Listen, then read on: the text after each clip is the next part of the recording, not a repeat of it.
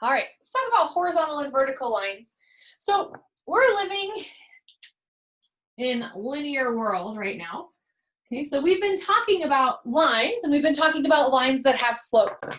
So if we can think of our line as increasing or going up, our slope is positive. If our line is decreasing or going down, our slope is negative, okay? But what if our slope is neither increasing nor decreasing? So we're not going up, we're not going down. Well, then we would have a constant or a flat line. This is a horizontal line. So here's an example of a horizontal line. So let's talk a little bit about horizontal lines and their properties. Okay, so a horizontal line, well, what is the slope of a horizontal line? Well, remember that slope is rise over run. Are we rising at all? No, our rise is 0. So if we think of slope as rise over run, then our rise is going to be 0. We're not going up or down over our 1, anything. 0 divided by anything except 0 is 0. So the slope of a horizontal line is 0. Okay, cool. So the slope of a horizontal line is 0. What about the equation for a horizontal line? Well, we're living in y equals mx plus b world, slope-intercept form. But we just said that our slope is equal to 0. So y equals 0 times x plus b. 0 times x is just 0. In other words, this term cancels. We just get y equals b. The equation for a horizontal line is going to be y equals a number. So this is the shorthand sign for number, not just hashtag. So y equals a number, okay? So let's look for a minute at a specific example. So I'm going to erase this and draw a nice Cartesian coordinate system for us. Ugh. Okay, so here we go. So let me put in a horizontal line. So here is a horizontal line. It definitely has slope 0. It's not rising at all. Let's identify some points on this horizontal line. What would be the ordered pair of this point here? Well, 1, 2, 3, -3, -2. How about this point here? Well, this would be the point 0, -2. How about this point right here? This would be the point 2, -2. Okay, notice that all of these have y value -2. So for this particular line, the equation of this line would be y equals -2. Okay. How about x-intercepts and y-intercepts? Well, the y-intercept is going to just be that number there. So our y-intercept, it has one. And it's going to be of that form, 0, b, so whatever our number is here. What about x-intercepts? Well, in general, is a horizontal line going to have any x-intercepts? Is a horizontal line going to cross the x-axis, this guy here? No. So most of the time, a horizontal line has no x-intercepts. Now, there is an exception to this, okay? What about the horizontal line that is the x-axis? Well, in that case, it would have infinitely many x-intercepts, but that happens so infrequently that we don't really worry about that. Okay? All right, so that's horizontal lines. Now let's talk about their counterpart, vertical lines. What about vertical lines? Well, vertical lines, here we go. Here's an example of a vertical line. Okay. A vertical line is straight up and down, right? Let's think about what we can determine about a vertical line. Let's start for a minute with slope, with the slope of a vertical line. Well, the slope of a vertical line, man, if I think about this just kind of with our hiking analogy, if I was trying to hike up this vertical line, I'd literally be going straight up. My slope would be almost infinite because I'm going directly straight up, okay? Now, that's not very useful when we're thinking about slope. So let's see if we can't figure out the slope by identifying, say, 2 points on this line. Well, here's a point on this line. This would be the point 2, 3. And here's a point on this line. This would be the point 2, 1. Okay? Now, one way we can find the slope of a vertical line, or any line, is we can use that y2 minus y1 over x2 minus x1. So let's go ahead and do that here. I'll have 3 minus 1 over 2 minus 2. 3 minus 1 is 2. 2 minus 2 is 0. Uh-oh, we haven't talked much about division by 0, but division by 0 is bad. Mathematically speaking, we don't really understand division by 0 in an algebra class. We need something like calculus or higher, something, oh, division by 0, bad, we don't like it. So what do we do when we get division by 0? We say this is undefined. So the slope of a vertical line is undefined. And that kind of makes sense if you think about rise over run. Well, this is rising, but it's not really running.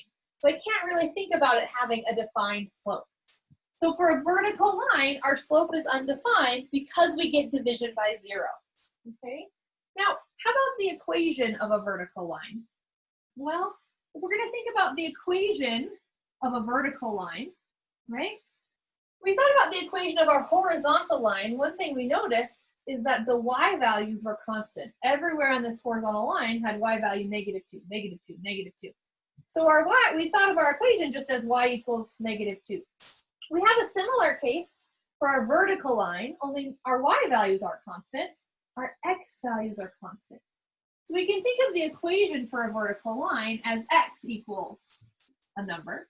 In this case, it would be x equals 2. That would be the equation of this vertical purple line that I have on our graph there. Okay? How about x-intercepts and y-intercepts? Well, this certainly has an x-intercept. It's right here at 2, so it has one.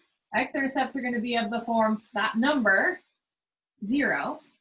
And y-intercepts, well, in general, is a vertical line going to have any y-intercepts? It's not. Again, with that rare exception with our vertical line is the y-axis. So in general, a vertical line will not have any y-intercepts.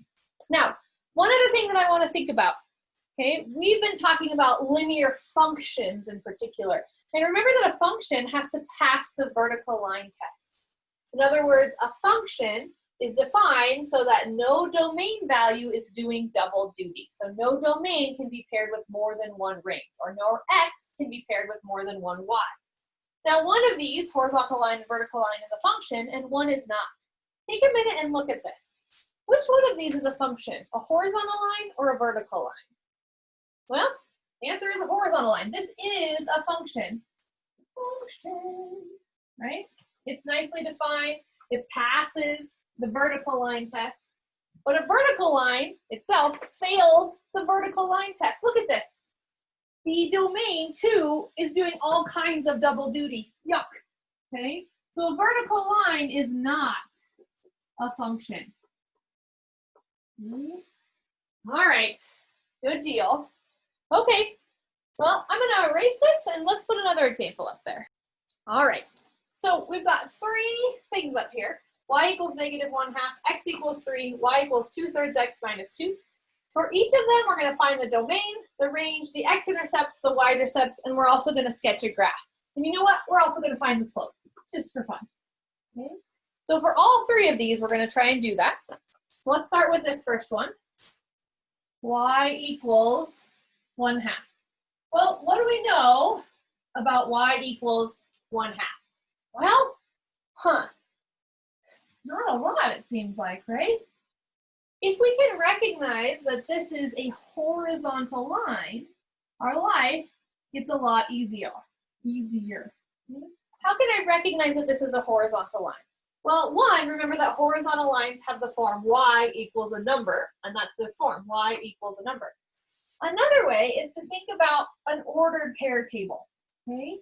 And this is going to seem maybe a little silly, but remember that to graph a line, we need 2 ordered pairs. We need 2 points, right? I'm going to pick 2 points. I'm going to pick x equals 0, and I'm going to pick x equals 2, just for fun. Now, when x is 0, what's y? Well, y is always -1/2. So y is -1/2. When x is 2, what's y? Y is always -1/2. So y is -1/2. So I have 2 points, 0, -1/2, and 0, 2. Notice if I sketch those, okay, what am I going to get if I sketch those? Well, here's the point 0, negative 1/2. Here's the point, that's not, I wrote this wrong, right? Oh my gosh. 0, negative 1/2, yes. What is the ordered pair that goes with this row on our table? 2, negative 1/2. It's 2, negative 1/2. X value 2, Y value negative 1/2. Sorry about that. 2, negative 1/2. 2 points is enough to create a line, a straight line. And when I connect those, I certainly get a horizontal line, okay?